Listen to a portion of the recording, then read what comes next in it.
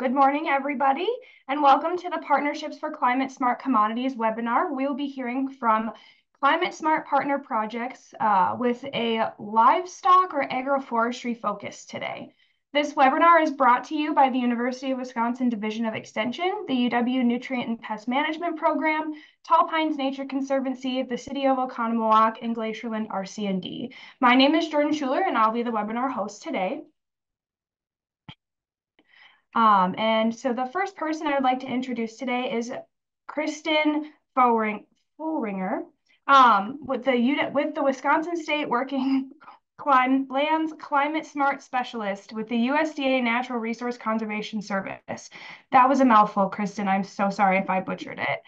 Would you mind just introducing yourself and talking about how you're involved with the program? Sure. Good morning, everyone. I'm Kristen Fohringer. As Jordan said, I'm the Working Lands Climate Smart Specialist for Wisconsin NRCS. So in this role, I serve as the state of Wisconsin technical point of contact for Partnerships for Climate Smart Commodities, which is what we'll be discussing today. A little bit of background. So we'll be hearing from recipients today of the Climate Smart Commodities grant. So the USDA invested more than $3 billion for about 140 projects throughout the U.S. Through this initiative, of which 27 of these projects are in Wisconsin, and it includes 43 major Wisconsin commodities. So the goals of the selected partnerships and recipients for Climate Smart Commodities projects, which may span up to 5 years, are to provide technical and financial assistance to producers to implement climate smart production practices on a voluntary basis on working lands, pilot innovative and cost-effective methods for quantification, monitoring, reporting, and verification of greenhouse gas benefits, and develop markets and promote the resulting climate smart commodities.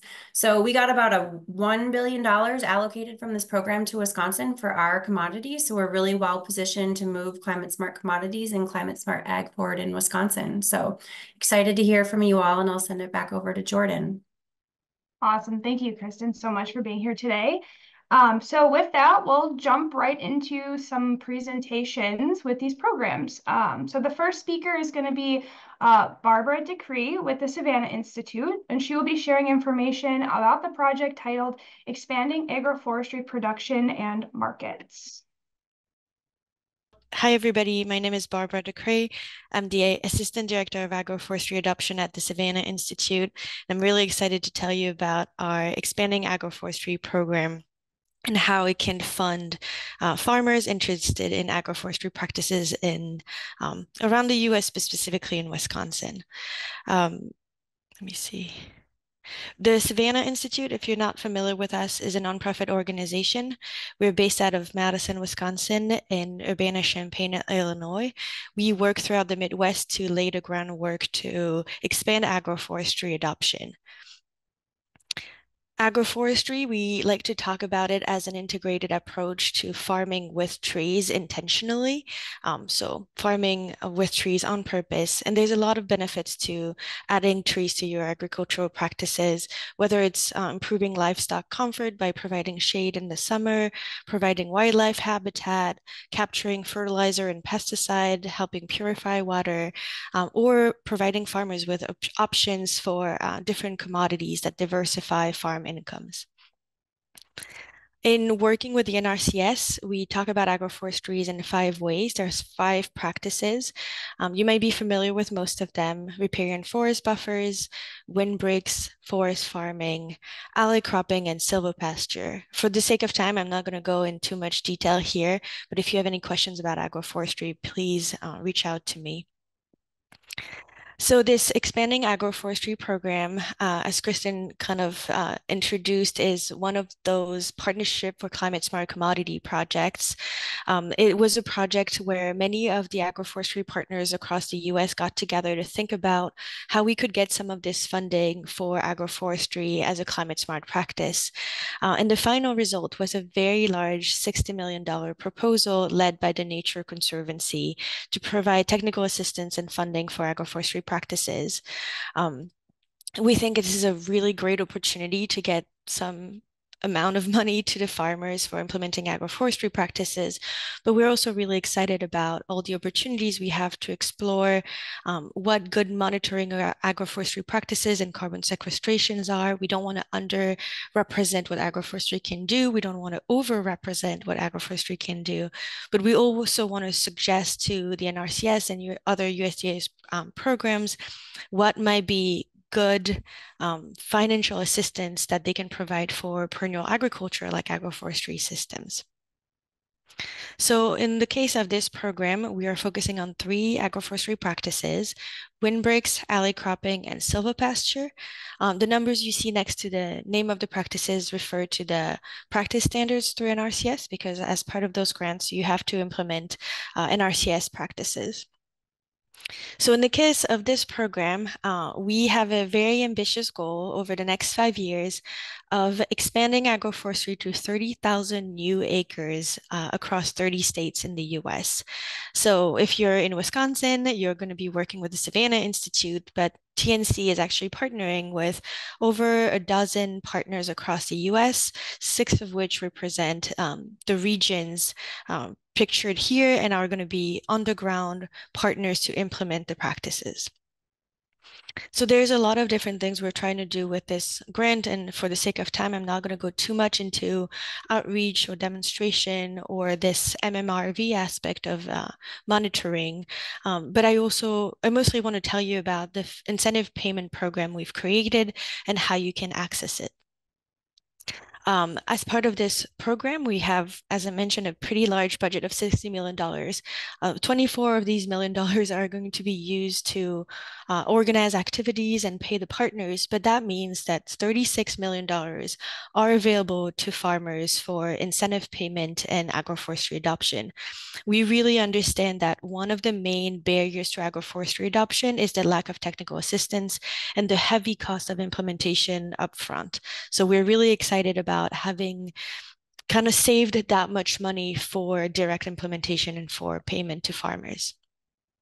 So if you're here, you're probably wondering, how do I access this money? How do I benefit from it? Well, we have developed a pretty extensive program that's based on what we believe the needs of the agroforestry community are. And it starts with signing up for information through the Nature Conservancy's website, nature.org/expanding agroforestry, and then comes up with an application. There's going to be 2 rounds of application each year for people to submit their designs, get reviewed, and pre-approved. At that stage, we really recommend that people come up with a very detailed design, because we kind of understand this is going to be a competitive pool of applicants. And so the more information you can provide about your agroforestry design and everything you're excited to do, the better.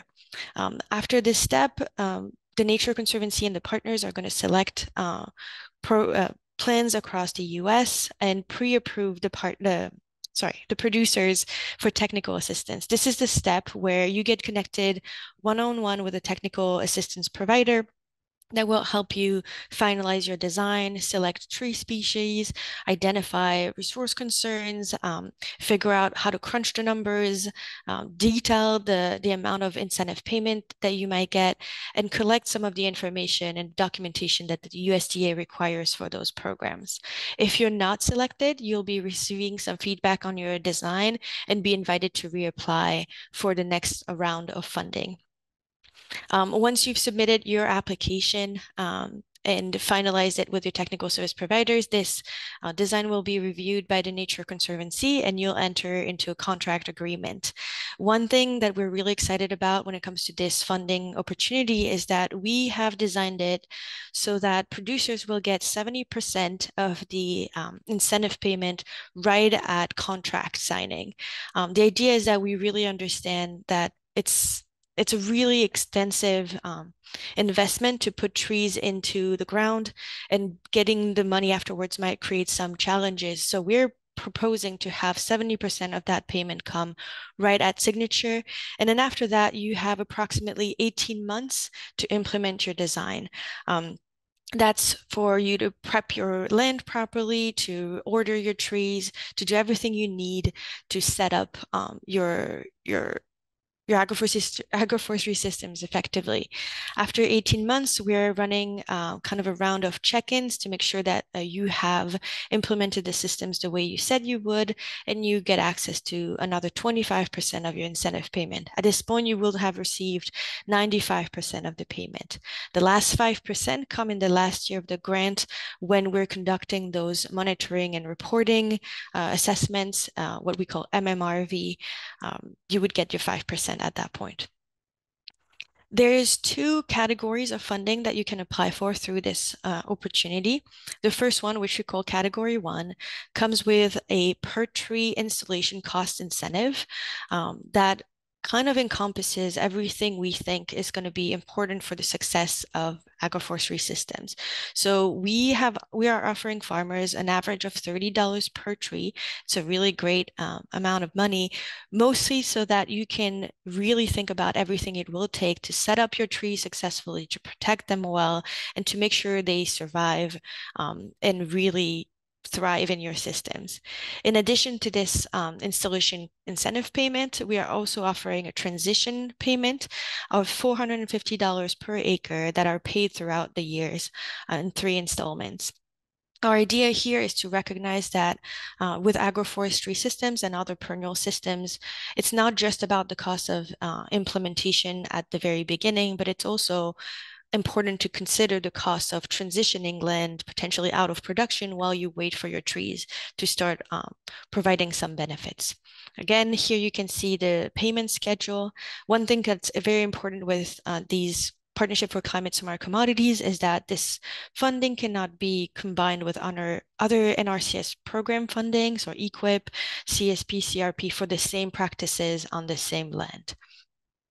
The second option is available for those who might already have an option for third-party financing or other funding options for the installation costs. So if you figured out how you're going to plant your trees and have yourself found yourself ways to fund this implementation, then we offer you those $450 per acre transition payments. We want to incentivize other people investing in agroforestry and kind of provide a way to smooth this transition.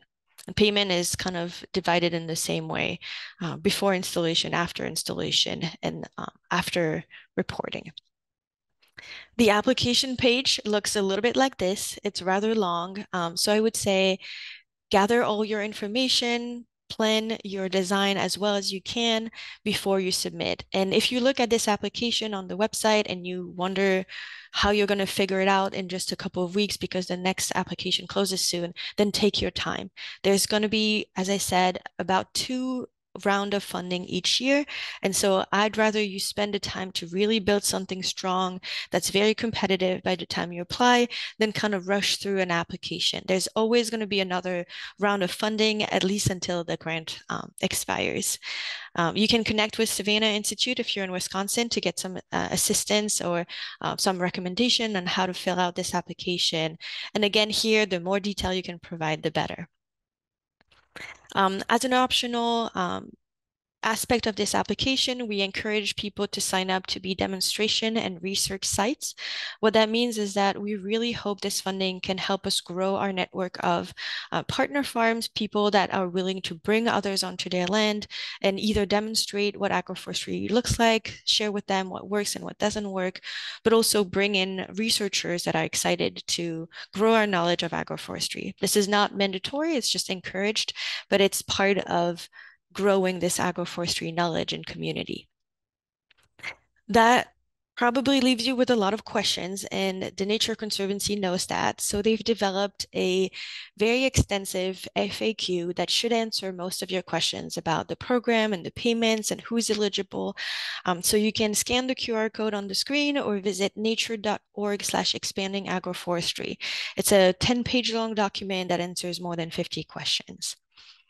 And I'm just going to use my last couple of minutes, if I have any left, to just leave you with these quick facts about the grant program and the links to the FAQ page.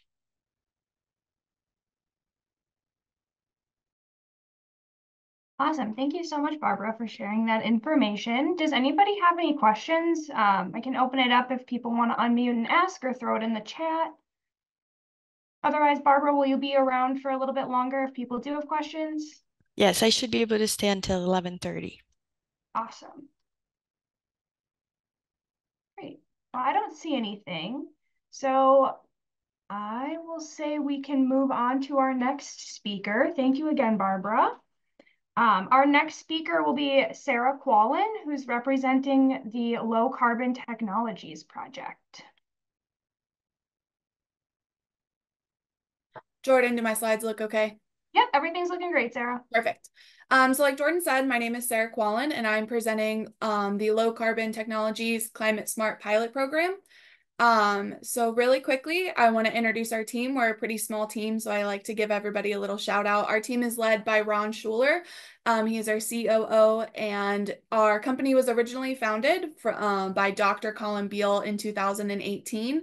And then Select Sires actually acquired Low Carbon Technologies in the fall of 2022. It gets a little confusing if you're not familiar with that history. So I like to always highlight that fact. Mark Johnson handles all of our supply chain efforts. Elena Boxey is our communication specialist and the creator of most of the graphics that I stole from her. Aubrey and I mainly work on the grant, and then Ian Johnson is coming on full-time this fall. So he'll be our product and support specialist. For this pilot program, I mainly work on producer enrollment, but I'm also a dual team member with our Select Sires beef team. So just kind of going into what our program goals are. So this is a 5-year pilot program that serves as proof for our current process verified program. They are 2 standalone entities, so I'll explain more and just get into the project, and then if we have any questions about the original PVP, I can take those at the end. So this project will demonstrate that beef cattle can be produced with 50% less greenhouse gas emissions. We'll be accomplishing that through several of our project partners, and Low Carbon Technologies will be leading the certification efforts. The second goal of this program is to offer USDA certified cattle that generate market premiums. We're launching this as a proof of concept for our PVP that there is a market for cattle that are produced with lower greenhouse gases. The plan is to enroll around 30 producers. That number is a little flexible, and produce a little over 8,000 head of cattle over that 5-year period. It'll be 3 years of calving and then 2 in the feedlot segment at the end to finish raising those cattle to finish.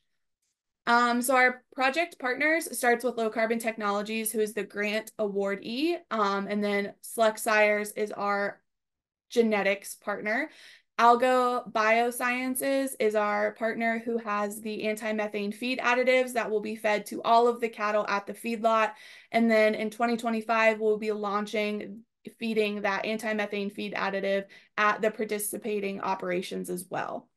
Tiffany Cattle Company will be our feedlot partner. All of the cattle that are enrolled, all of the calves that are enrolled in this program will be going to Tiffany Cattle Company. They are located in Harrington, Kansas. We also will be certifying these cattle with our process verified program. We'll be working with Where Food Comes From, IMI, to do the certifications and on-site audits for all of these operations. Agspire and Millborn are our 2 land management partners. They will be helping us do the forage cover and range plantings. And I'll go over a lot of these that will be affecting the cow-calf operations in additional detail as well. Helical Solar is our partner that is installing solar panels at Tiffany Cattle Company, not only to provide renewable energy, but they are also being used as shade for the cattle. It's one of the first projects where these solar panels actually move with the sun to provide constant shade, and we'll be measuring the feed efficiency changes for those cattle that are in those pens as well. Vitelli will be installing both Sense feed bunk equipment to measure feed efficiency, as well as in-pen weighing system to collect daily weights on all of the calves that are fed out at Tiffany Feedlot.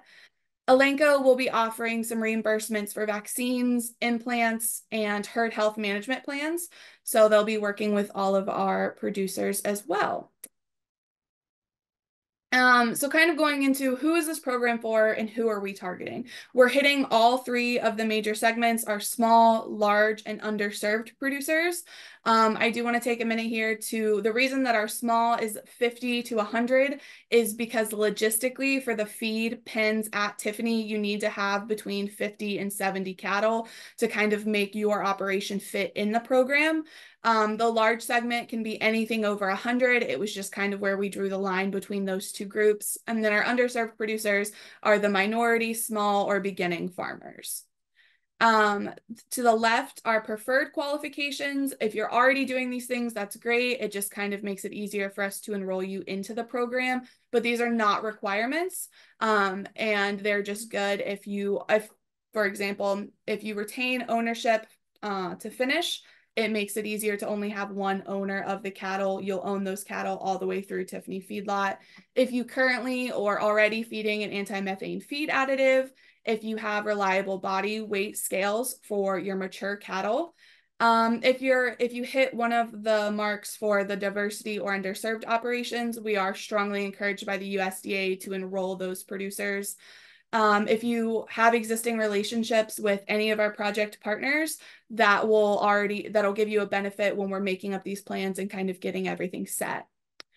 For the locations in Lander, Wyoming, Brookings, South Dakota, or Harrington, Kansas, our project founder, Dr. Colin Beal, lives in Lander, Wyoming. Our supply chain, Mark Johnson, director, he lives in Brookings, South Dakota. And then Harrington, Kansas, which is shown by the red dot in the middle there, is where the feedlot. So logistically, it's going to be cheaper for you to truck your calves there if you live close. And then if you're already registered with your local FSA office, that is a requirement, but if you're already registered, it'll give you a leg up in the enrollment process.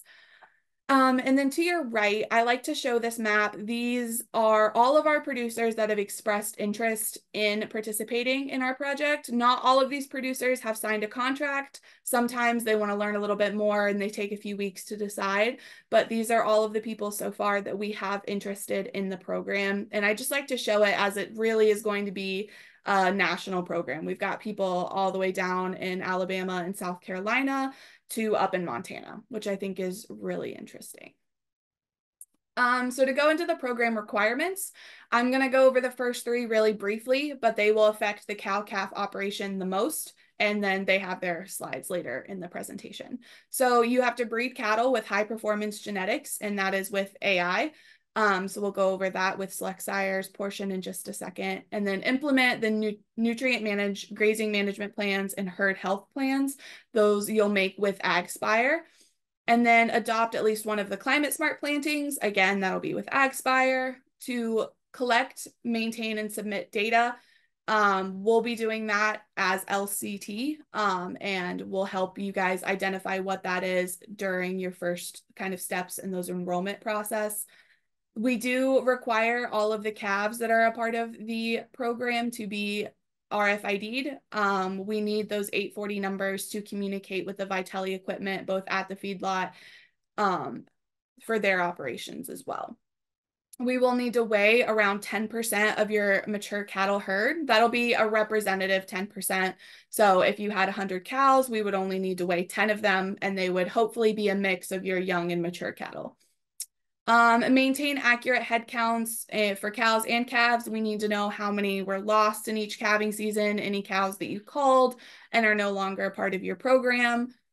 And again, we'll need you to be registered with your local FSA office. We will be requesting a lot of the field aerial tracks, so you can work with AgSpire and they can have an accurate representation of what your operation is going to look like. And then you'll work with me as part of Low Carbon Technologies to complete a CPA 52. They're required for a lot of the programs, and we will be submitting those on your behalf to the USDA. So to go into a little bit more specifics with what is going to be happening on the cow-calf operations, you'll be meeting with me and Dr. Colin Beal to create a mature cattle breeding plan. So we'll go through and select when your breeding dates are, when you need to be inserting seeders and giving synchronization drugs, shots, all of that fun stuff. If you've never AI'd before, we go over it in a little bit more detail. If you do already work with a a company to do your AI work, then that's perfectly fine. We'll kind of work together to make sure that you're using bulls from the approved select sire list. And that'll be eligible for the reimbursements that I'll go over at the end. And then the second step to that breeding plan would be to cover all of the enrolled cattle with natural service bulls that meet these EPD thresholds. We've identified 3 traits that we would like to encourage in our program, and they're in that chart to the right. So it's just the top 75% of each breed that is listed for birth weight, and then the top 50% for yearling weight and marbling for each of those breeds listed there. Those will come with a reimbursement as well when those bulls are purchased. So for the program activities for AgSpire and Millborn, you'll develop a plan with your technical advisor. I believe all of our operations within this program will be working with Austin Knight. He is based out of Nebraska, but he has current plans and developments happening all over the United States. So they are a national company as well, and you'll build custom plans with them, kind of similar to the breeding meeting that you'll have with select sires, and you'll see what works on your property and your fields. It'll be very customizable. You guys will have to complete the CPA 52 before this step, but we can do the breedings before that is complete. The producers will work with Austin to plan it, implement it. They will do some verification along with additional soil testing to measure what differences are being made year over year through this 5-year project. And then once the practices have been verified, you'll get those reimbursements that I've mentioned a couple times, and they are on the next slide. So we'll go over what those are. So all of the reimbursements are just included on this slide for clarity. So for the cover crops, it'll be around $40 an acre, $75 for the forage, and then $100 per acre for the range planting. Those are higher than the cost of seed. So you'll be getting a premium to cover your labor and seed costs with those. For select sires, we have reimbursements for the natural service bull. They're up to $5,000 per bull per every 50 cows enrolled in the program.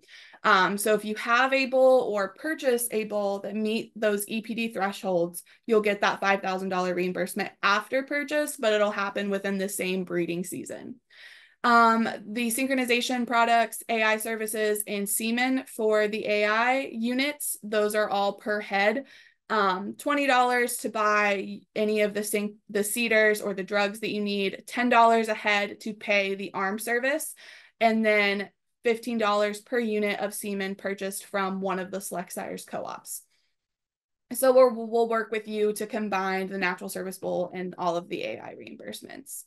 For Malenko, I mentioned that they're doing the component implant reimbursement. It's at $2 a head. I believe that implant is before weaning. So if you are already doing it, it'll cover the cost of that, as well as any of their Elanco branded vaccines are up to a $4 reimbursement. And for Low Carbon Technologies, we will be reimbursing any producers that sell weaned calves to a pre-approved buyer to continue in the program at $40 a head above the negotiated price that you contract those cattle for. And then anyone who is owning finished cattle through the feedlot to our packing partner will be at $145 a head. So any of the calves that are being sold at weaning will have to go to a pre-approved buyer, but we will work all of those details out kind of as we move forward when those calves are born. So going into our enrollment process, it's pretty simple. I've shared this form that is pictured here with our hosts today, so they should be able to get that sent out to you if you have any questions. It highlights a lot of the same information I went over, and it has all of our project partners pictured at the bottom as well. So you'll submit that application to me. That's my email right there. And then I will either give you a phone call or send you an email to kind of set up a short introductory call. If you've already sat through this, you'll have a lot of the background information, but we found it really helpful to just meet one-on-one to see if your operation is going to be a fit for this program. And then I will send you our producer agreement, which is our legal binding agreement that kind of outlines all of the requirements to participate in the program. And then after you've submitted that producer agreement and you're enrolled in the program, we begin what we call the planning phase, where you meet with myself and Dr. Colin Beal, the technical advisor from AgSpire, and then we have a series of recorded webinars that we've started to hold with our enrolled producers, where they meet with each of our project partners and ask any questions that they have, and we have standing office hours to kind of help everybody work through different phases of this program. So I believe, yes, that is it. I'm not sure if I went over my 15 minutes or not. My timer started a little too early, so I can open briefly for questions if we have them. Awesome. Thank you, Sarah. You're actually great with time. I did have one question. So for those folks who might want to enroll in Wisconsin and then have to truck down to, is it Kansas? Yes. They would have to pay for the cost of trucking, and that's not reimbursable? So we actually have a budget modification in with our USDA program officer right now. We found some additional funds as we've reshuffled some things as we started to implement the program. And we will have some money available to reimburse trucking costs to the feedlot, but that's not guaranteed yet. So I didn't want to put it in the slides. It's kind of more of we're hoping to have it implemented, but we can't promise anything right now. So yes, the trucking costs as of right now would be on the producer and or owner of the cattle that are going into the feedlot. If you're selling as weaned cattle, obviously you typically would do freight on buyer, but it would depend on their situation specifically. Awesome. Thank you, Sarah, for clarifying that. Is there any other questions that anybody else has? I know I saw Chelsea posted those 2 documents into the chat if anybody is interested. And I believe we'll be providing Sarah's contact information following the webinar as well. Awesome. Well, thank you, Sarah. Yes.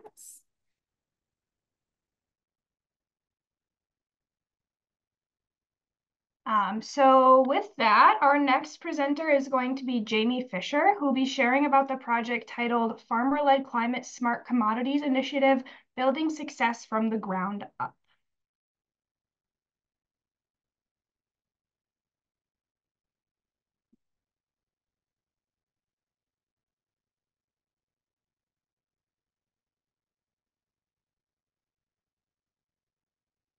Hi, good morning, everybody. Can everybody see my screen? Your screen looks great, Jamie. Great. Thank you for joining us today. My name is Jamie Fisher, and I'm a senior project manager with Farmers for Sustainable Food. To set the stage about why Edge Dairy Farmer Cooperative and Farmers for Sustainable Food is involved in this work, consumers care about how their food is produced. They want to have that connection to agriculture. And there is a lot of conversation around labeling and environmental scores these days. And we really want to be more transparent on our labeling.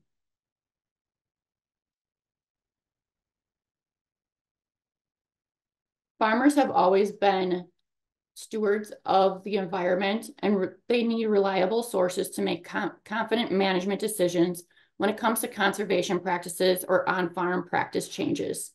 Current sustainability efforts focus on education and environmental impacts of conservation practices, but often fail to measure return on investment. Farmers need to be able to measure their return on investment in order to make informed decisions on sustainability practices.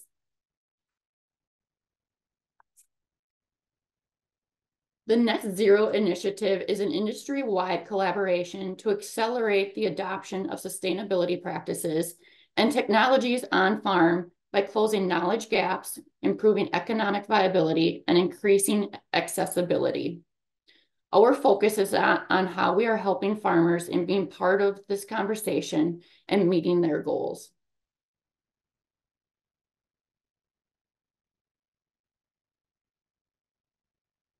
Only 30% of farmers believe they are fairly compensated today for the conservation practices they currently use, and only 15% have received better marketplace accessibility. Our goal is to help compensate farmers for all the good things they're already doing and close that gap in regards to offering them the space to make management decisions. So who we are, FSF was founded in 2016 and is addressing the challenges I just shared and also providing opportunities for farmers and the egg industry.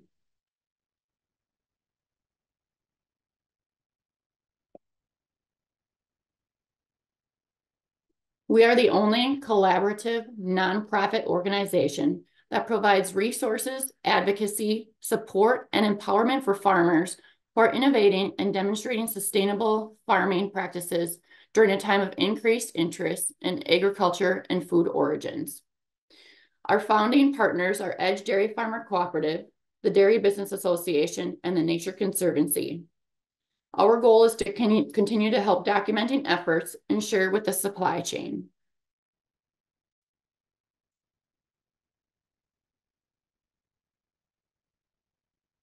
Our mission is to empower farmers to develop and implement practical and innovative solutions collaboratively for environmental, economic, and social good. Our vision is a sustainable food system in which farmers, their communities, and the environment thrive.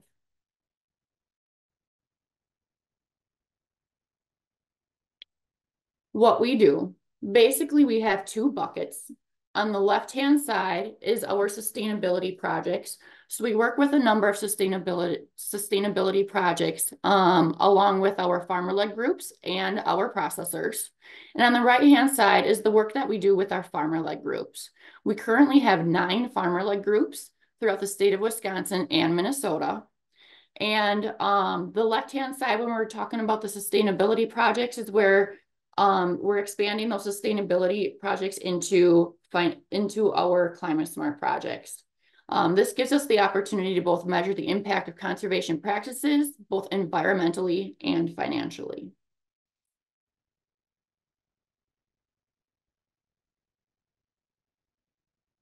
We do have a framework for farm-level sustainability projects. This has helped lead the way for our current sustainability projects and avenue into the Climate Smart project.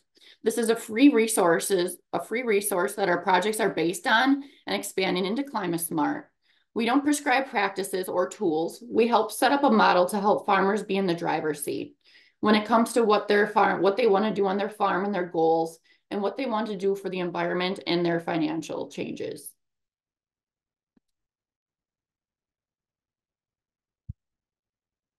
This is important to all of us, whether we are farmers or involved in the agricultural supply chain. We have to work together to prove to our customers that we are sustainable and making progress towards our goals. This has to be a team effort.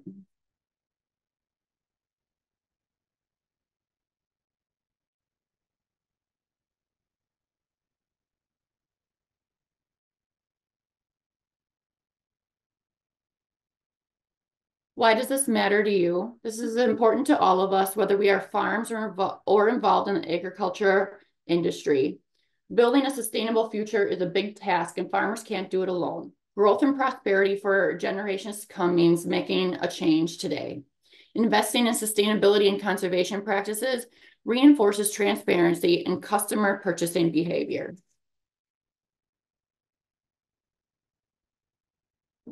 A unique approach.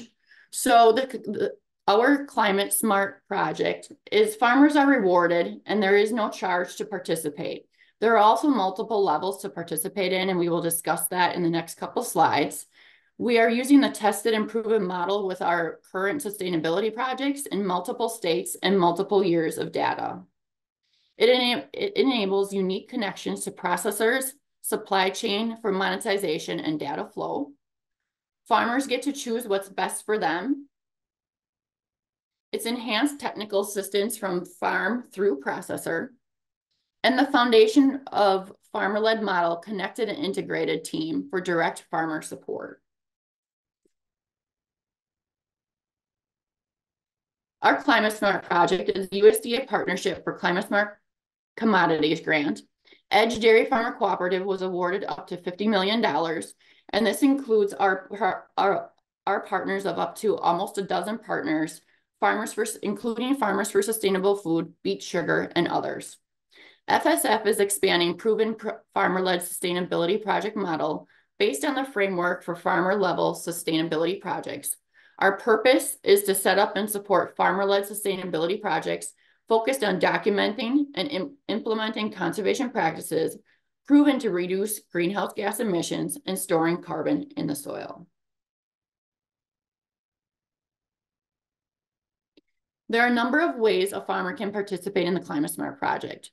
The entry points are through an EDGE Dairy Farmer Cooperative member, a farmer-led group project member, then the farmer-led group must be working with Farmers for Sustainable Food, or through a processor or other organization-led project. We are requiring a minimum of 10 farms in year 1 for each of the farmer-led group or processor projects. This gives us more of a baseline and collaborative data. And the idea is to increase the participation for the full 5 years of our project.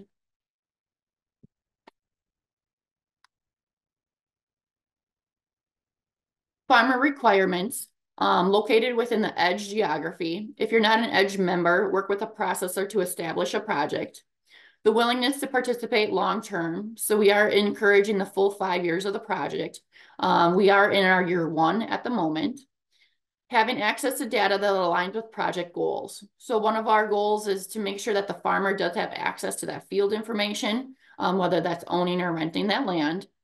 And also open to non-dairy farmers participating through farmer-led groups. So we are working with that dairy supply chain, but also that non-dairy farmers also. Preference is given to projects that focus on data sharing in the supply chain.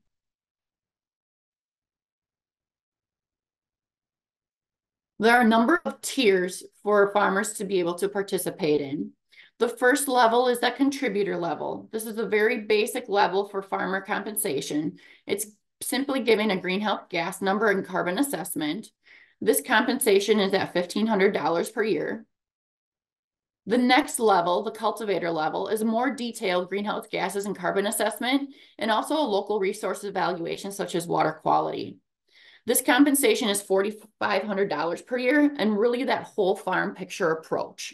So the contributor level is more of that data collection for the field inputs and outputs. And the cultivator level is more of that whole farm picture. So you're talking about nutrition, you're talking about buildings, ventilation, manure management and storage, and etc. The next level is that collaborator level. This is a level where you're sharing that information from the cultivator level with your supply chain partner, such as a milk processor. This is an incentive payment of $9,000 per year. Whether that processor does anything with that information is not does not determine on that payment of that $9,000 per year. The goal is to start that conversation.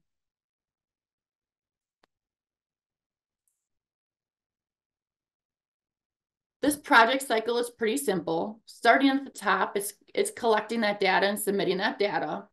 Following with that data collection based on the level of tier that the farmer chooses to participate in.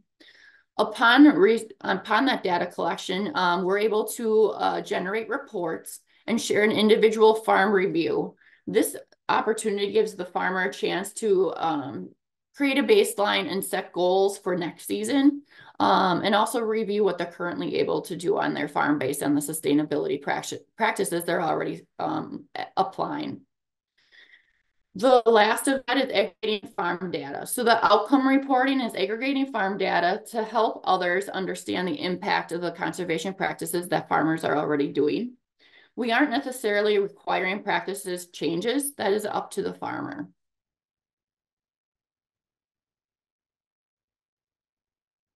We are open for enrollment. If interested in learning more and applying, please email us at climatesmart@voiceofmilk.com.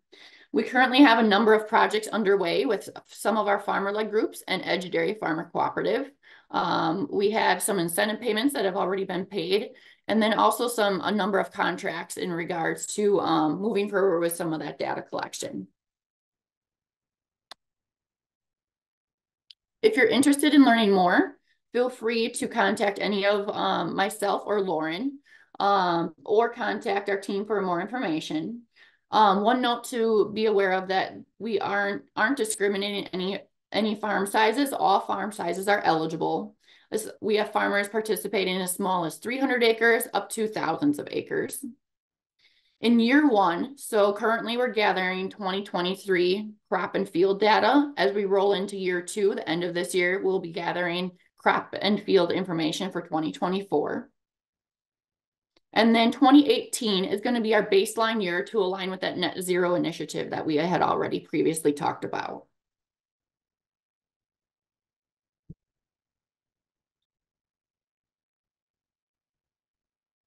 Thank you for your time today.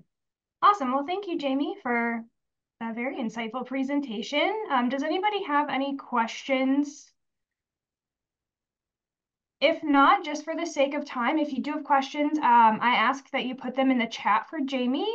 Otherwise, we're going to move forward with our next presenter. Our next presenter will be Lainey Wolf with Field to Market, and she will be sharing about the program titled the Climate Smart Agricultural Innovative Finance Initiative. Thank you. Want to make sure she's done sharing her screen before I try and share mine. Still looks like there's something there.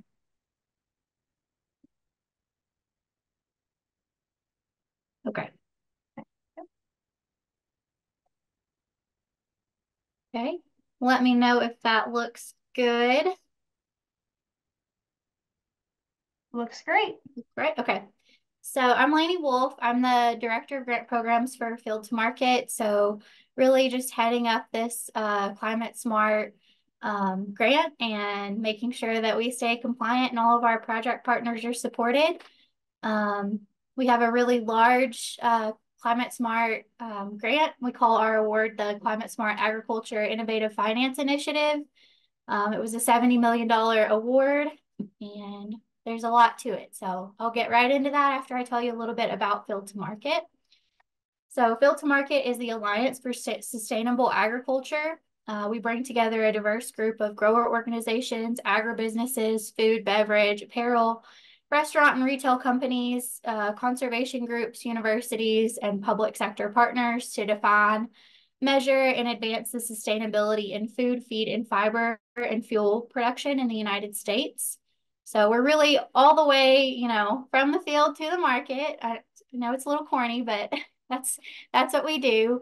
Another little slide to tell you a little bit about Field to Market is that with all of our projects and all the work we do, we try to be quantitative, grounded in science and outcomes based, and then a big note on technology neutral. So that means, you know, organic to conventional, biotech, everything in between, all sizes and all commodities. We're kind of here to support agriculture and connect everyone along the way. So you can look us up a little bit more about your website on our website, or reach out to me if you have more questions about what we do afterwards. So our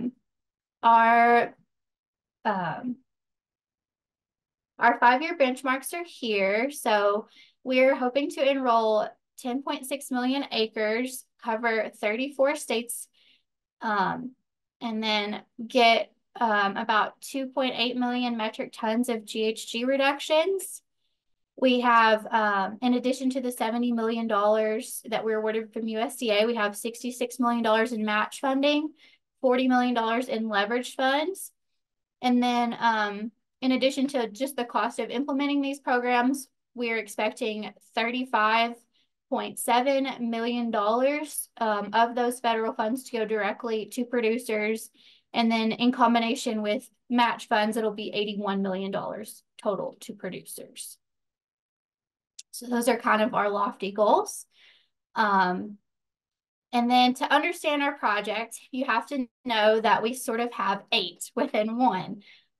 So Field to Market is sub-awarding to a lot of different co-ops, grower groups, and the like, and working with a lot of different agribusinesses to pull together this match. So we have sort of 2 strategies that focus on innovative finance, paired up with, you know, just some traditional practices and things that folks are already doing. So the first strategy is to provide farmers who implement climate smart agriculture practices with access to lower cost, flexible capital, and favorable lending incentives. So the first of those two projects is really focused on loans to underserved producer groups specifically. And then the other two within that first strategy are more focused on a discount on a line of credit. And then they're all paired with practices and in some cases additional incentives per acre. The second strategy is to support farmers who adopt climate smart practices with risk sharing solutions that target the key barrier of crop yield risk in the transition to climate smart practices. So what this is going to look like really is a lot of things like warranty, in addition to a per acre payment for a practice. So I won't give you the details into all of them that don't apply to Wisconsin. I'll just give you the details on the ones that do. So the first in our project pool is the Regenerative Agriculture Fund.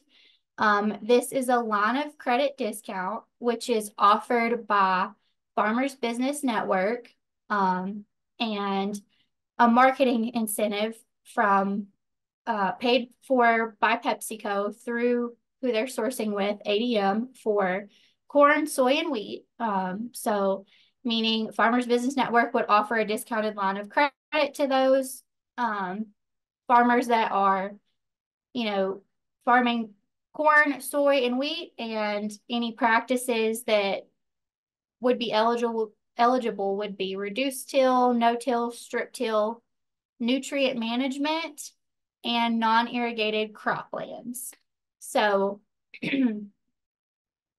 those crops and those practices, and then FBN would offer the line of credit discount, and then with sourcing through ADM, you could be eligible to receive a $4.80 per acre payment for any of those practices.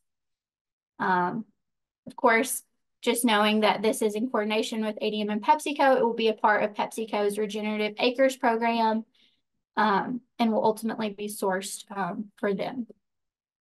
The Environmental Defense Fund has been a part of this project from the start, really helping with the concept of this and providing technical support, heading up really all of the creativity and work behind a lot of this. So that's our first project. The second project is basically the same. It's just that it's not directly sourced with any ag companies and millers. So this is the same situation with crops and practices and the line of credit discount. And there's a potential for partnerships with, sourcing down the road, but nothing established yet. So this is eligible even if your stuff won't be sourced through ADM. And third, we have the Climate Smart Practice Link Crop Plan. So this is a really unique pairing. So Growers Edge and Agrofinancing Company is offering a yield warranty, which is called the Crop Plan, for several of our projects, but specifically this one with Nutrien Ag Solutions is available for corn growers in Wisconsin. So what that means is this program is specifically for nutrient management. So what they're going to be focusing a lot on is the maximum return to nitrogen, or reducing your nitrogen levels based on typical land grant university recommendations, working with agronomists, that kind of thing. And they will be so they will be offering the yield warranty from Growers Edge if there's more than a 5% or more yield reduction. And then there can be a payment on the per ton based on how much of the reduction they're able to prove. So that'll be marketed through Nutrien with their connections across the agriculture industry. And I think I forgot to mention the enrollment periods for the last couple of projects, so I'll cover that. But for this project, for crop year 2024, the enrollment is already open and will close on April 15th. And then for crop year 2025, they'll probably reopen enrollment in August, and then it'll close again on April 15th. So April 15th is kind of their deadline every year for being a part of this program. It's really neat to be a part of these climate smart ag innovative finance programs because, you know, the warranty cost is covered by the funds that we're receiving from USDA. That's part of the program. You know, it's a great incentive to, you know, take the risk and do these programs that you might be thinking about and know that you're going to be protected without having to, you know, put your own money into that warranty. And the same for, you know, that discount that's, you know, that's covered too through helping with USDA funds. So for the other two projects that I mentioned with the line of credit, they are open enrollment for, I believe, still 2024, closing soon. And then the 2025 crop year would be opening very soon and open through the full year. So something to think about.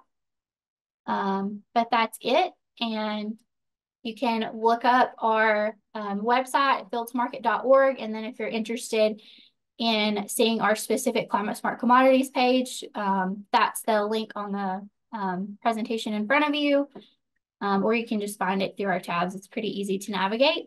You can also reach out directly to me with any questions.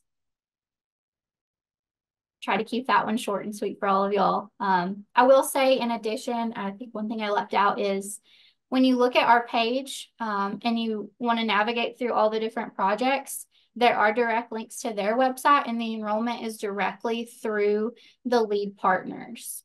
So in this case, it would be Nutrient Ag Solutions, Farmers Business Network. So there are links directly to their pages that can tell you more about enrollment, or I'm happy to connect you personally myself to someone at either of these organizations. Awesome. Thanks, Lainey. We did put the website in the chat for anybody who wants to check it out. They can go ahead and click on that link. Otherwise, I don't see any questions in the chat. And just, again, for the sake of time, we have one more presenter today. So we are going to move on. Lainey, if you'll be around, if any questions pop up, feel free to answer them in the chat. Otherwise, our next presenter is going to be Kelly Wilford. She is the Farm Management Outreach Specialist with UW-Madison Extension. Kelly focuses on legal issues impacting farms, agribusinesses, and rural communities. This was not an advertised part of our program, but an important aspect of applying for these programs is the contracts that you sign, which Kelly will discuss how participants can assess risk when signing contracts. All right, good morning, everyone, and thank you, Jordan. I'm going to get my screen shared as well. Of course, I switched things up a little bit, so let's see if we can get the right one. Does that look good? Looks great. Perfect. Well, again, good morning, everyone. What an exciting time in agriculture. Over the last 2 weeks, you have had the opportunity to hear about so many different projects that are coming out of these climate smart commodity grants. And as farmers or professionals who are advising farmers, you might be wondering, how do you choose? There are, of course, financial implications, but today I'm going to talk a little bit about how do you analyze some of these, what I'm calling green opportunities, through more of a legal lens. So as Jordan said, I think Jordan said, I am actually a lawyer. So I work for UW Extension on our farm management team as a legal risk outreach specialist. I grew up in production agriculture and still help out on my family's farm. But my background is in agriculture and applied economics with regards to financial management, and then in law. So I do have a law degree. I'm licensed to practice in the state of Wisconsin and did practice for several years before transitioning back here to the University of Wisconsin to be able to share some more educational resources on the legal implications of opportunities for our farmers today. I do, of course, have to give the disclaimer that this presentation is for educational purposes only. It's not legal advice. I'm not your lawyer. And if you are interested in pursuing some of these opportunities, you may want to consider engaging your own attorney to evaluate any contracts that you're entering into. That being said, today's information will help give you an understanding, hopefully, of what some of the legal risks are and how you can evaluate them as you're looking at these programs. So as I've mentioned, it's an exciting time. Sustainability and conservation are really seeing interest not only from consumers, but also, of course, from our farmers as they're looking at what practices can they implement and, what are some of those opportunities for diversifying income streams. However, those of you with maybe a few more years of experience are saying, we've been here before. Is this really new? So let's talk about a little bit of history before we kick off and maybe how this is different. So I like to think about this in the context of carbon credits. Each of these opportunities that have been presented today and last week are not necessarily carbon credits, but they're set up with a similar framework, which is the idea that we're going to create sort of a fictitious currency for implementing a certain practice, and then we're going to pay you for doing that. So actually back from 2003 to 2010, we had what was called the Chicago Climate Exchange, which attempted to monetize, again, these carbon sequestration practices and trade them. However, in the 9 months that the Chicago Climate Exchange was open for trading, there were no trades. Why was that? Well, it was a variety of reasons, from challenges with getting the infrastructure up and running, to evaluating what contracts might look like, to simply, differences in interest. How is what we're seeing today different? We are definitely seeing in society increased interest on the part of consumers, and then therefore on the part of investors and of their corporate stakeholders on ESG, or environmental, social, and governance. So these are an increased emphasis on what do investors, stakeholders, companies, what are they interested in pursuing? So the E in ESG is environmental. It's talking about energy efficiencies, carbon footprints, emissions, deforestation, pollution. If we look at social, it might be more around like labor, wage and benefits, diversity, human rights. And then if we look at governance, that's more corporate board composition and structure, executive compensation, political contributions, and lobbying. But the point here is that our consumers and the folks that are leading our companies are taking an increased interest in ESG. Most recently, we saw the finalization of the SEC, the Securities and Exchange Commission, their rule to enhance climate-related disclosures for investors. This was a big deal in agriculture because this rule is helping to standardize how companies, publicly traded companies, are disclosing climate-related risks that have had or are likely to have a material impact on a business.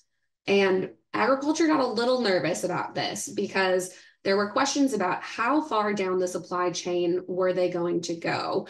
And that's perhaps the opposite of what folks who are interested in the Climate Smart Commodity Grant programs are looking at. If you're interested in one of these programs, you're essentially, as a farmer, interested in having someone out on the farm evaluating those practices and then using the disclosure of that to monetize it. On the flip side, not everyone was comfortable with that. So there were discussions with that SEC rule to exempt farms and keep that burden off of them. That being said, again, the key here is there's increased interest in this. So when we talk about green opportunities, not only are we thinking about our commodity smart grant programs, carbon credits, wind, solar, anaerobic digesters, thinking about carbon credits, there's also been an increased interest in, could we do it with nitrogen or phosphorus? How, as a farmer, do you decide? How do you know if it's right for you? So again, our objective today is to be able to analyze some of these green energy opportunities in agriculture by requesting due diligence steps and identifying contract risk. Now, I do have a quick video the question here, I do have to make sure that I am sharing sound. We'll go ahead and learn a little bit about due diligence. Due diligence. Due diligence is a general legal term that refers to a reasonable investigation and research before making a decision. It implies the use of ordinary care in determining a course of action. Due diligence is also used as a noun to connote a corporate investigation that precedes the launching of a major business activity. For example, one company thinking of acquiring another may conduct a due diligence, which means an investigation into all the business ramifications of the proposed acquisition. Due diligence investigations usually include comprehensive economic appraisals, risk analyses, document checks, interviews of key personnel, and other investigative steps. Failing to conduct an appropriate due diligence before undertaking a business activity may be considered a violation of the duty of care owed by corporate managers to their shareholders. Okay, so due diligence. The big takeaway from that video is that due diligence is the reasonable investigation and research before making a decision. The video talked a little bit about how that works in the corporate setting with acquisitions, but we often apply this to transactions as well. So to give you an idea, one of the things we're going to look at is what is reasonable investigation and research. Due diligence is going to look different for different deals. So for example, on our right-hand side, where we've got a little bit less risk, we might be looking at something like a cash farm lease. It might be a limited time frame, a limited dollar amount, maybe a trusted neighbor that you've worked with before, as opposed to if we move over into a vacant land offer to purchase, buying some farmland. There's going to be a little bit more upfront investment. It's a longer term, has longer term implications. But then maybe we move over one more to a farm offer to purchase. Buying the whole farm, the buildings, the equipment, has a few more risks than just buying some bare land. When we start to get into the left side of our table, unfortunately, that's probably where most of these newer opportunities are going to fall. A little bit more risk, whether that's solar, digesters, a joint venture, or just some other contract. If there's a little bit more risk, we're probably going to want a little bit more due diligence. Am I saying that there is more risk for any one reason or simply because of what these projects are? Absolutely not. So let's talk about what is the difference when we think about more or less due diligence and whether it needs to be a formal process or whether a little bit more informal process is okay. So I'm going to start again with our informal side on our right-hand side. When we're looking at a little bit less due diligence, it might mean that we're working with a known partner. So again, in the example that we had before, this might be like a lease with a trusted neighbor. We maybe have been familiar with the property. It's going to be for a short time frame. We have some ideas about that partner's financial ability to fulfill their financial obligations, whether we feel like we can trust them. Maybe we know what the project is. It's not new to us, which means that we have special expertise in making sure that it's going to work. Low obligation, low liability, easy to terminate or flex around. On the flip side, some of the things that might make you lean towards a more formal due diligence process or doing more due diligence, and again, things that might make it riskier, are working with new partners. So these might be partners that are unknown to you. It might mean the project is new to you. It might mean that the project is new to the partner. It might be for a longer time frame or be involving more dollars or have more liability. And the flexibility is maybe not there for you to adjust. And so because there's greater risk, again, we're looking at making reasonable investigation and research. So you're evaluating how much risk is potentially am I putting my farm at risk for by entering into a deal? And if they are, again, things more on left-hand side, more unknowns, greater obligations, less flexibility. You're probably going to want a little bit more due diligence before you're making that decision and entering into a contract. I like to take a step back and put this in terms that we all probably can relate to, and that's buying a house. So a lot of us have probably looked for housing at some point in our lives, whether that's an apartment or a home. What do you want to know about the house before you buy it? So here's my list. Who's the owner? Are there any issues with the title? Do they actually own it? Do they have mortgages or liens? Is the purchase price going to satisfy those liens? Are there any issues? Is the foundation caving in? Does the water and the electric work? What is the property worth, and can I get financing? We do this research before you submit an offer, before you enter into the agreement. The same thing is true when we're looking at new opportunities in agriculture. Historically in agriculture, farmers have been known as the group that operates on a handshake deal, right? You're working with a trusted neighbor on a verbal lease. But as we start to get into these, I'll say flashy, for lack of a better term, these new exciting opportunities to diversify revenue streams, we're also working through new hiccups with those processes. And we want to make sure that we're doing enough due diligence on the front end to not have issues on the back end. So translating from what do we want to know about our house that we're possibly going to purchase, what does a farmer want to know about a company before they sign a deal? So a few, I'll say overly simplified options here to think about the types of questions we're going to be asking during the due diligence process. Who owns the other company? Who controls it? Who will we be working with? One of the things that is really interesting about the presentations we've seen over the last 2 weeks is that a lot of these are coming from trusted partners in agriculture, names that farmers might be familiar with. This is a little bit different than if we went back even just 5 years ago, where perhaps the companies that were making some of these proposals were brand new and we didn't know exactly who was behind them. So that has changed a little bit. We might know a little bit more about who is on the other side of the table. What is that company's reputation like? Are they known for paying their bills? Do they have the finances to actually afford to pay me for this contract? Again, one of the unique things with the Climate Smart Commodity grants is that we know that money is on the other side.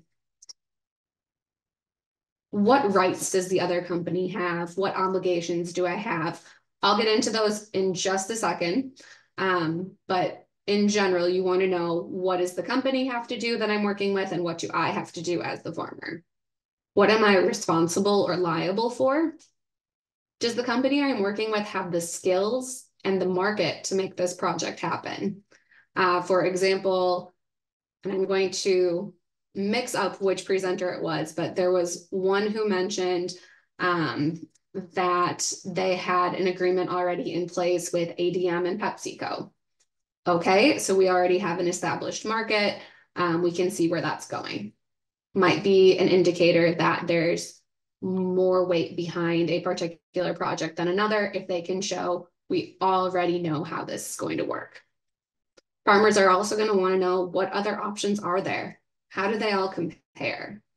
And then again, how can the company afford me, and how does it impact my financials? When we talk about due diligence, I've mentioned that this can be either a more formal process or a less formal process. Oftentimes, due diligence in agriculture is just asking questions. It is taking perhaps the information that was presented by other presenters here today and verifying that that matches and works for the farm's needs. They might ask a few additional questions, again, things that came off of this list or another list, to understand a bit more about the partner that they're choosing to work with and how the proposed deal is going to work. But it's typically a conversation. There are situations where we do see a little bit more formal due diligence process. So things like entering into a letter of intent or a non-disclosure agreement for sharing information. Those things are not atypical in corporate transactions, but we've perhaps seen less of them in certain agricultural situations. So farms who are looking at entering into those agreements prior to sharing information may still want to have those looked at by an attorney and make sure that they are protecting the items that they hope to protect. Okay, so due diligence. Once we finish due diligence, how do we move that needle into actually making a contract? And what I'm going to talk about next is how do we do that contract review? What I would actually like to start with, though, is the perfect example given by the presenters today with their slides. As farms are trying to decide, does the contract that I'm being presented with match with the promises that have been made to me? Something that can be really helpful is taking something like those slides and sharing it with your attorney, saying, this is what I have been told the deal is. This is how it works. Does that match what the contract says? The contract is what will ultimately control. So you want to make sure that those promises are appropriately documented, but you as the farmer or you as the program partner are going to be best suited to explain the mechanics of how the deal is supposed to work. Once we get into that contract review, things that your attorney, your lender, and you may be looking for. Who are the parties to the contract? Typically going to be your farmer, and then we often call your program partner your broker or your aggregator, or perhaps a verifier. These are the folks that are actually going to be pulling all of the credits or projects together. Maybe they're verifying that practices are actually occurring. You want to think about who is actually a party to the contract and signing and agreeing to the terms, and then also just who else is involved and maybe should know. The term, how long does the contract remain in effect? Is it 1 year? Is it 5 years? Is it 20 years? And then what are the obligations? What is the farm expected to do? Are you required to implement specific practices, or is payment strictly outcome-based? How are those practices selected? And then may the farmer change those practices throughout the term of an agreement? So for example, maybe you have an extreme weather event 1 year that changes the practices that you're actually able to implement in a timely manner. Is there a penalty for that, or is there some flexibility and agreement built in?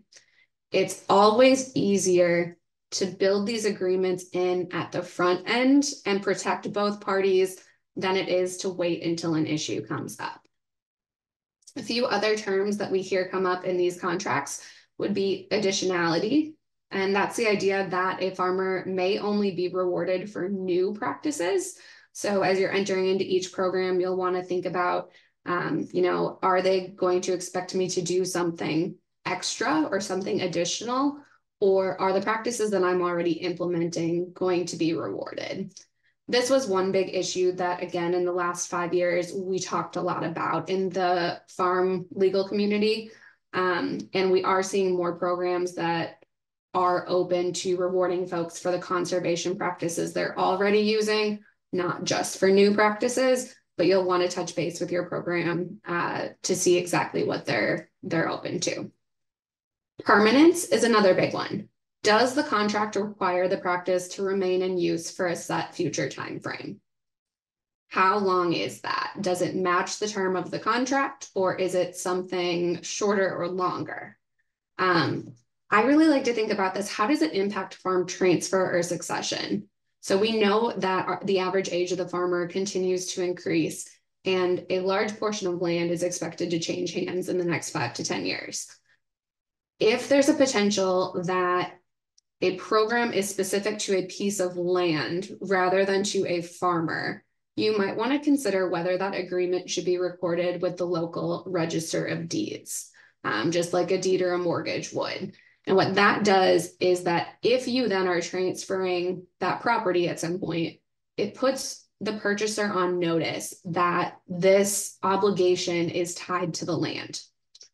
If it's not tied to the land and it's specifically tied to the farmer, that's also something you may want to discuss. Again, going back to obligations, you know, maybe, again, you've had that large weather event and something isn't going to work out this year. Does it have to be on the same piece of real estate, or can it be on another real estate or another animal? What is the flexibility? So those are all important questions to have.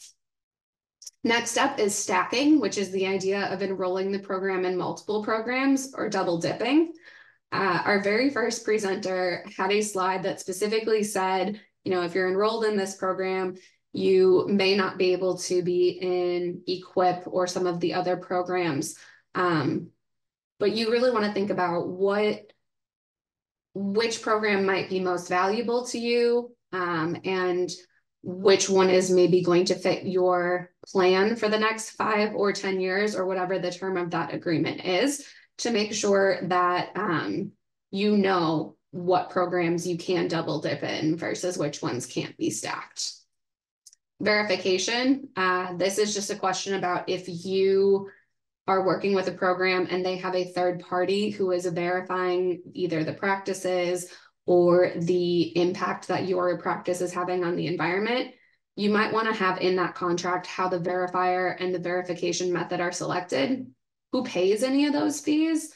And then, for example, if you disagree, do you have a right to audit the verification process or challenge it? A few other things, data privacy and rights of entry. So who owns the data? When are different program partners allowed to be on your property or entering the farm? You know, what rights do you have to restrict them? And depending on what other situations, payment, you know, when, how much, are there vesting penalties or fees, for example? Some of the programs that were presented have upfront payment, and you might want to think about what happens if I don't meet my obligations. Is there a penalty, or is there some sort of interest on that penalty? What does that look like? Termination, begin with the end in mind.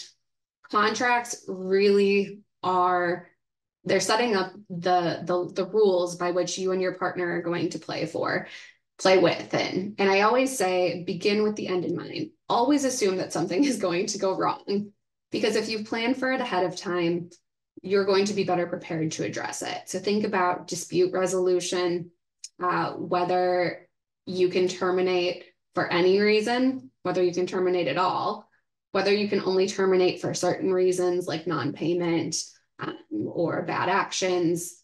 What happens if someone is in default? And then what kinds of penalties or liquidated damages, which are sort of like your limited liability. So are you going to be responsible for hundreds of thousands of dollars, even though you've maybe only received thousands? Or is it limited to what you've received from that particular project? And then indemnification is the idea that if, for example, a farmer gets sued and it's in conjunction with the project, was there someone else that perhaps was responsible, and will they step in and cover that cost? So it's really about thinking about where does liability fall. And then the final piece that I like to touch on with contract review is making sure that we think about what happens if there are changes with laws, regulations, maybe changes from your processor or an inset market. You know, what type of agreement is already written into your written agreement that if you suddenly have a new obligation that you have to meet, that a farmer is not experiencing a severe penalty or increased cost. So I always like to include this graphic. Hey, I'm a lawyer. Everybody hates us, right? Because I'm the big thundercloud of the day. And working in the legal industry is a lot of being that doomsayer. It is pointing out where there are possible risks. It doesn't mean that you shouldn't pursue an opportunity. These opportunities do continue to arise. It's just to remind farmers and program partners to implement good due diligence and contract review, because it really does protect both partners. Again, knowing what you are up against or dealing with when things do go wrong helps protect everyone and set accurate expectations. So thank you again for letting me join your Climate Smart Commodity webinar. If you do have questions, I am happy to answer them. Thank you so much, Kelly, for that presentation. It was a really nice pairing to hear that with all of the other information shared about the actual programs themselves. And I'm really glad you had mentioned stacking. That was something in our first webinar series that did come up. Unfortunately, today we didn't have time to touch on it. I do think that we have some information going out after the webinar that will kind of help guide farmers about what could be stacked and what may not be able to be stacked with these programs. And I don't see any questions, but I would like to thank all of our speakers today. Everybody did a great job and it was all very informative.